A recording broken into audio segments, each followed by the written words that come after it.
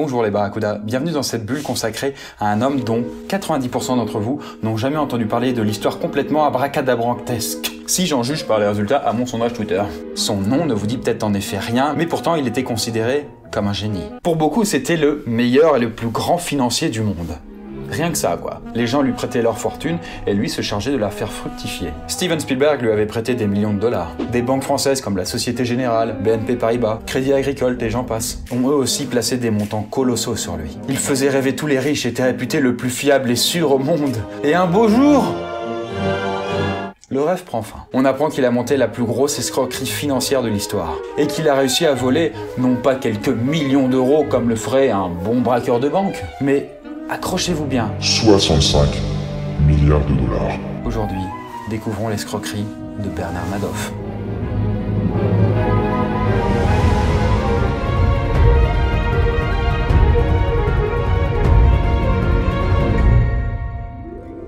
Nous sommes en décembre 2008, dans l'un des endroits les plus bling-bling de la planète, à Palm Beach, à 100 km de Miami. Une station balnéaire où on pourrait dire qu'il y a un ratio de millionnaires au mètre carré défiant toute concurrence. Ça transpire l'argent à tous les coins de rue. Et justement, à l'une de ces rues, dans un restaurant chic, des gens riches d'horizons assez variés sont en train de déjeuner. Soudain, le téléphone de bon nombre d'entre eux se met à sonner. Ils prennent l'appel. Et à mesure que la personne à l'autre bout du fil est en train de parler, on voit leur visage devenir blême, se décomposer. La raison ?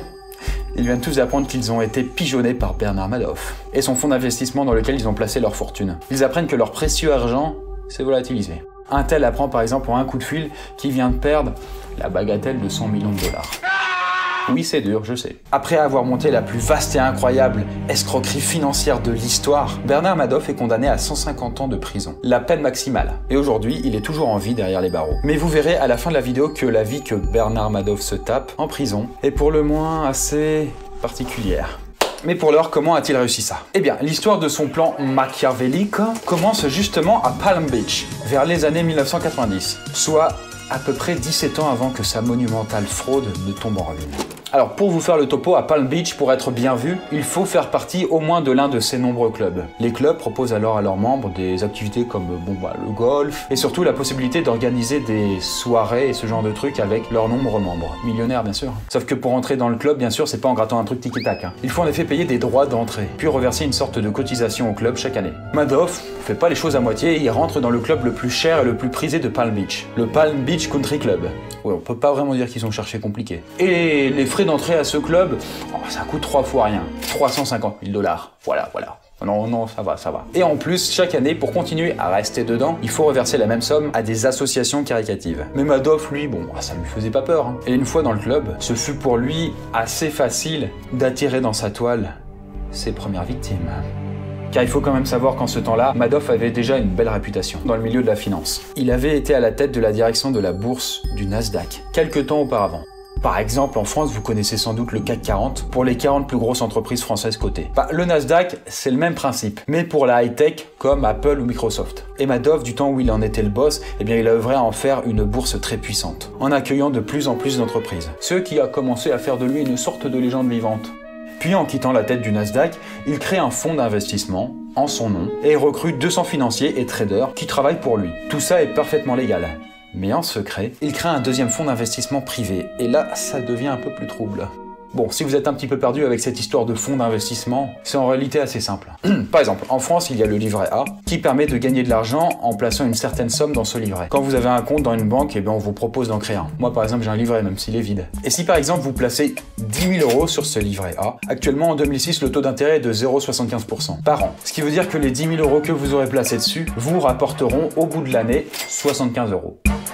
Voilà, sans rien faire. Sachant quand même que vous pouvez récupérer votre argent à tout moment, la totalité ou une partie. C'est donc assez sympathique, hein. Sauf que le livret A, on peut pas mettre plus de 23 000 € dessus. Et quand on est riche, c'est vite limité quoi. Et avec un fonds d'investissement comme le fonds que Bernard Madoff a créé, c'est le même principe. Placez votre argent chez lui et il va vous garantir un taux d'intérêt tous les ans. C'est donc en quelque sorte le niveau au-dessus du livret A. Autant en termes d'argent qu'on peut mettre et qu'on doit mettre dessus que le taux d'intérêt que ça nous rapporte tous les ans. En général, un fonds d'investissement assez sûr vous rapportera quelques pourcents par an. Car derrière, faut quand même pas oublier que ce sont des armées de traders qui font mumuise en achetant et en vendant des actions de milliers d'entreprises, en essayant à chaque fois de grappiller une petite partie du butin, et donc s'enrichir par petits bouts. Bref, vous l'aurez compris, une activité totalement déconnectée de la réalité, et donc on est totalement d'accord là-dessus, totalement saine. Par exemple, en 2008, vous en avez peut-être déjà entendu parler, Jérôme Kerviel, un trader français, avait été accusé par sa banque, la Société Générale, de lui avoir fait perdre 5 milliards d'euros en jouant un petit peu trop à l'apprenti sorcier sur les marchés financiers. Bref, pour en revenir à Bernard Madoff, sur un livret A, si vous mettez 10 000 euros, il vous rapportera donc 75 euros. Sur un fonds d'investissement classique assez sécurisé, donc avec un risque très faible qu'un jour votre argent disparaisse dans les méandres de la bourse, pour 10 000 euros placés, vous pouvez espérer 200 à 400 euros de rendement. Et avec le fonds Madoff, vous pourriez espérer 1000 euros. Oh putain, c'est beau! Oh. Et le comble, c'est que son fonds était réputé ultra sûr, donc que votre argent ne risquait absolument rien. Par contre, je vous coupe tout de suite, si vous vouliez entrer dans le fonds Madoff, il fallait mettre des pépettes. Beaucoup de pépettes. Le minimum était de 10 millions d'euros. 10 000 euros, 10 millions d'euros, c'est pas tout à fait le même ordre de grandeur. Et donc ça nous fait revenir sur notre club très sélect de Palm Beach où il était allé. Là, on peut dire que Madoff était aux anges puisqu'il n'y avait que des multimillionnaires autour de lui, voire des milliardaires. Et grâce à sa réputation et son savoir-faire, il a réussi à les convertir un par un dans son fonds. Si bien qu'à la toute fin, bien des années plus tard, quand la supercherie éclata, il avait réussi à convertir la moitié des membres du club à son fonds d'investissement. Mais Madoff était très malin et il savait se laisser désirer. Comme vous n'entendiez que du bien du fonds de Madoff avec ses rendements incroyables, alors vous veniez avec vos 10 millions de dollars tout fiers de vous. Salut, ça va, ça va. Mais Madoff vous mettait un vent en vous disant ça ne m'intéresse pas. Il vous disait que vous n'étiez pas assez digne de confiance ou que vous n'aviez pas assez d'argent, pas assez d'amis en commun. Il y avait toujours une raison. Et donc, un petit peu vexé quand même, vous retentiez plusieurs fois d'entrer. Jusqu'au final où, à force d'insister, il finissait enfin de vous tapoter sur l'épaule en vous disant Ok, je vais faire une exception pour vous. Et alors vous vous sentiez aux anges, tout content d'avoir réussi l'exploit de rentrer dans le fonds Madoff. Et donc, Madoff cultivait ce sentiment de difficulté pour l'approcher et entrer dans son fonds. Pour ainsi que, quand on y parvienne, on se sente privilégié et d'autant plus content d'y rester. C'est comme si je vous faisais miroiter un sublime gâteau au chocolat. Mais que pour le manger, vous allez devoir juste avant faire un footing de 5 heures d'affilée. Alors ça vous rend dingue, parce que vous vous dites, c'est qu'un gâteau au chocolat, mais en même temps, tout le monde dit du bien de ce gâteau au chocolat, il est si bon, si merveilleux, miam miam miam. Bon, alors vous pouvez être sûr que le moment où vous allez bouffer ce foutu gâteau au chocolat, vous n'allez pas le faire à moitié. Et puis en parallèle de son sentiment d'inaccessibilité, Madoff entretenait une réputation de généreux philanthrope, en distribuant ses millions de dollars à des associations caritatives. Ce qui fait que les gens qui réussissent enfin à l'approcher le décrivent comme un homme merveilleux, un homme digne de confiance, un patriarche bienveillant. Ce qui fait qu'au fil des ans, le fonds Madoff devient de plus en plus mythique et c'est THE fonds dans lequel on rêve tous d'entrer. Enfin, les riches, bien sûr. Et si vous aviez effectivement la chance d'en faire partie, tous les ans, vous aviez votre rendement autour des 10%. Et donc, si vous placiez vos 10 millions d'euros dessus, l'année suivante, 1 million d'euros venait d'apparaître comme par magie, à ce que vous aviez déjà. Et alors que de nouveaux clients arrivaient constamment, certains clients, pour des raisons qui leur sont propres, reprenaient une partie ou la totalité de leur argent, ainsi que les intérêts qu'ils avaient engrangés. Et ceci sans le moindre problème. Tout allait bien. Et le pire, c'est que les gendarmes financiers de la bourse n'y voyaient que du feu. Bon, les gendarmes de la bourse, c'est l'organisme chargé de vérifier qu'aucune fraude ne puisse avoir lieu. Au cours des années, ils sont amenés à contrôler plusieurs fois le fonds Madoff, mais sans jamais rien détecter d'anormal. Madoff les accueillait toujours chaleureusement, et quand ils lui demandaient quel était son secret, il leur répondait « J'ai un instinct, j'arrive à sentir quand le marché va monter ou descendre. » Les gendarmes disaient « ok » et ils donnaient leur feu vert à chaque fois. Et même un an avant que sa vaste fumisterie éclate, Madoff avait été invité par une émission de télé, et au cours de son interview, on lui demandait d'où venait son étonnant succès, on lui demandait quel était son avis sur la bourse en général. Et il dit ceci. Il est aujourd'hui impossible de violer les règles du régulateur financier. Il est impossible de frauder sans être démasqué, surtout sur une longue période. Plus c'est gros, plus ça passe, comme on dit. Plus c'est gros et mieux ça passe. Et puis à la fin, le fonds Madoff a un succès tellement étourdissant qu'il est devenu le plus gros fonds d'investissement au monde. Tellement gros qu'il est 10 fois plus gros que son concurrent direct. Pour ce faire, petit à petit, il a abaissé ses critères d'entrée, autorisant d'y placer seulement 1 million de dollars. Et puis en parallèle de ça, Bernard Madoff devient un petit peu le spécialiste des veuves, dont le mari extrêmement riche est parti un peu trop tôt, en abandonnant malheureusement sa fortune à sa femme. Madoff réconforte alors la pauvre femme. Ça va aller, vous en faites pas. Et la persuade de placer toute sa fortune vacante dans son fonds. Vous ne serez jamais dans le besoin comme ça. L'affaire est dans le sac. Et un jour, une journaliste qui a mené une enquête sur le fonds Madoff découvre des choses troubles et sombres qui semblent se passer derrière, mais sans réussir à deviner quoi. Et durant un dîner mondain auquel elle est conviée, elle se retrouve à une table où les autres convives ont placé certains d'entre eux une partie de leur argent dans le fonds Madoff. Et celle-ci, croyant bien faire, les met en garde envers Bernard Madoff et son fonds qui pourrait ne pas être aussi propre qu'il prétend l'être. Et c'est alors qu'elle se fait crier dessus et copieusement insultée par les autres convives. Mais vous n'avez pas honte? Cet homme est un être formidable, il a tant fait pour les gens autour de lui. Disait une vieille dame. La journaliste en est restée quelque peu traumatisée. Et pourtant en 2008, la crise financière commence à éclater. Les divers fonds d'investissement dans le monde se mettent à fondre comme neige au soleil. Avec tous leurs clients inquiets, devant la chute libre de la bourse, décident donc de récupérer tout leur argent. Et c'est aussi le cas pour le fonds Madoff, où ses clients décident de reprendre l'argent et de partir. Beaucoup trop de clients d'un coup. Madoff est alors mis au pied du mur, tout simplement parce que il n'a pas leur argent. Il va alors voir ses deux fils et leur avoue tout. Son fonds d'investissement privé n'a jamais existé. Il n'a jamais mis un seul centime de l'argent que ses clients lui ont confié dans la bourse. Là, ses fils sont, j'imagine, un petit peu surpris quand même, et totalement terrassés par la nouvelle, puisque apparemment aucun des membres de la famille de Madoff n'était au courant de ses agissements. Aucun. Pas même la femme. Ses fils décident alors de prévenir le FBI et les gendarmes de la bourse. Tiens, eux? Ah oui. Madoff est arrêté et la peine maximale de 150 ans de prison lui est donnée. Son pseudo-fonds d'investissement s'écroule comme un château de cartes. Et avec lui, 50 milliards d'euros se volatilisent. La plupart de ceux qui mirent de l'argent chez lui n'en revirent pas le moindre centime. Et l'un d'eux était ami avec Madoff depuis plus de 40 ans. Il le considérait même comme son fils adoptif. Et il avait placé 250 millions de dollars dans son fonds d'investissement. Envolé, y'a plus rien. Mais alors, après avoir dit tout ça, quelle est la technique secrète de Bernard Madoff? Eh bien, en réalité, c'est extrêmement simple. Il n'y avait pas de technique ou de choses élaborées, il n'y avait rien du tout. Et ce rien du tout, ça s'appelle la pyramide de Ponzi, en l'honneur de l'escroc italien qui fut le premier à l'utiliser au début du XXe siècle, et qui pigeonna beaucoup de monde avec. Alors, l'explication est un petit peu technique, mais au final assez simple à appréhender. Imaginez, c'est vous l'escroc. Bonjour. Vous allez voir un ami et vous lui dites, tiens, prête-moi tes 100 pins. Si tu les mets avec moi, si tu me prêtes tes 100 pins tous les mois, tu gagneras 10% de pins en plus par rapport à ce que tu m'as donné. Votre ami, tout excité de faire une bonne affaire, vous file ses 100 pins. Puis vous faites ça avec plusieurs amis, c'est pas toujours facile de leur faire accepter le truc. Et à la fin du mois, vous avez finalement réussi à convaincre 5 amis de vous donner 100 pins.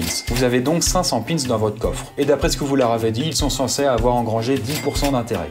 Soit 10 pins chacun, ou donc 50 pins en tout. Ils décident donc de laisser leur pactole chez vous, en pensant qu'il va fructifier. Mais en réalité, c'est vous qui leur avez dit qu'ils ont engrangé 10%. Mais il n'y a pas 10% en fait dans le coffre. Dans le coffre, il n'y a que 100 pins par personne. Et pas un de plus. Il n'y a pas des pins qui sont apparus comme par magie. Sauf que eux, ils ne le savent pas. Putain, vous êtes malins quand même. Et ainsi, tous les mois, vous trouvez de nouveaux amis à pigeonner pour pouvoir payer le rendement des anciens qui est censé fructifier. Et puis vous servir aussi dans la caisse, hein, on va pas se cacher. Hein. Et puis quand l'un d'eux décide de récupérer tous ses pins avec les intérêts qu'il a engrangés, qu'il est censé avoir engrangés bien sûr, s'il vous a donné 100 pins au début, qu'il a laissé ses pins plusieurs mois dans votre fonds d'investissement, admettons que c'est fini par engranger 50 pins d'intérêt au bout de quelques mois. Vous êtes donc censé lui devoir 150 pins. Vous allez donc les piocher dans le coffre et vous lui filez. Merci, au revoir, c'était sympa, allez, casse-toi. Donc vous avez pu le payer avec les intérêts, aucun problème. Sauf qu'en réalité, ce qui s'est passé, c'est que vous lui avez juste rendu ses 100 pins et vous avez pris 50 pins de quelqu'un d'autre et vous lui avez filé. Car il faut bien les prendre quelque part, étant donné que vous n'avez pas le don de les multiplier comme par magie. Même si c'est ce que vous leur avez dit pour les embobiner. Le problème, c'est que si un jour, trop de vos amis ont envie de récupérer tous leurs pins en même temps, il y a de fortes chances que vous les ayez pas, hein. Parce qu'à force de payer les faux intérêts à vos amis, il n'y a plus grand chose. Hein. Dring dring, le rêve est fini. Et le cauchemar peut commencer. Eh bien le système Madoff, c'était exactement ça. C'était pas plus compliqué. Sauf que c'était pas des pins, mais de grosses liasses de pognon. Le taux de rendement était lui aussi plus ou moins de 10%, mais c'était pas tous les mois, mais tous les ans. Après, tout l'art de Madoff fut bien sûr dans l'embobinement, que ce soit de ses amis ou du monde financier dans son ensemble. Hein. Mais le plus drôle dans tout ça, puisque quand même oui, la situation est à mourir de rire, c'est que lors de son procès, Madoff affirma qu'il était le seul et unique responsable de cette vaste blague. Et la justice américaine dit « Ok ». Autrement dit, il n'y eut aucun procès pour quiconque d'autre. Personne ne fut arrêté, inculpé, mis en prison, autre que lui, qui porta à lui tout seul, sur ses épaules, près de 50 milliards de vols d'argent, auprès des plus grands centres financiers du monde. On nous prendrait pas un peu pour des jambons? Bref, 2 ans après l'arrestation de Madoff, son fils, celui qu'il dénonça au FBI, après que son père lui ait tout avoué, se suicida dans sa chambre, laissant derrière lui sa femme et ses enfants. La pression au quotidien était devenue trop forte. Les gens l'accusaient de tous les maux et de tous les noms, pensant qu'il avait été mêlé aux actes de son père. Et son père, tiens d'ailleurs justement, Bernard Madoff, coule aujourd'hui des jours à peu près heureux dans sa prison. Parce que si pour vous, une prison c'est ça, Celle où Madoff est quand même une version de luxe, puisque la prison ressemble à s'y méprendre à un campus américain, avec de grands espaces verts, une salle de sport, une bibliothèque, une salle de jeu et même un sauna. Et les cellules des prisonniers n'ont même pas de barreaux aux fenêtres. Et en y arrivant, Bernard Madoff avait reçu un accueil digne d'une rockstar, avec des tas d'autres prisonniers qui se bousculaient pour avoir un autographe de lui. Il aurait même proposé de s'occuper du budget des détenus. Voilà, c'est ainsi que s'achève le cas de Bernard Madoff. Je trouve ça perso quand même complètement dingue. Le bougre aurait pu placer un éléphant au milieu d'un couloir et dire que la voie était libre. Ça aurait pas été différent, mais ça s'est vraiment passé et ça concerne quand même le monde qui gouverne notre économie. Pour terminer, je vous présente une chaîne YouTube qui m'a beaucoup plu. Et tout à fait dans le contexte, je trouve. Justement là pour ne pas vous faire entuber. D'éveiller un peu votre esprit critique. Ça s'appelle Hygiène mentale. Bon, le titre invite pas forcément à la déconnade. Mais en tout cas, son auteur explique comment ne pas se faire endoctriner. Ou croire tout et n'importe quoi sans vérifier ce qu'on dit. Et il prend souvent des cas concrets et il fait pas des généralités, c'est ça qui est bien. Par exemple, dans l'un d'eux, il prend un article tiré d'un journal, impliquant apparemment des phénomènes paranormaux avérés dans une maison. Et il montre alors que tout ça était une sorte de vaste fumisterie. Moi de base, je suis très ouvert d'esprit, surtout pour les dogmes non officiels. Mais c'est pas incompatible et je trouve sa chaîne vraiment brillante. Voilà, merci de votre suivi les Barracudas. Je vous souhaite de bons taux d'intérêt. Ouais, à la prochaine.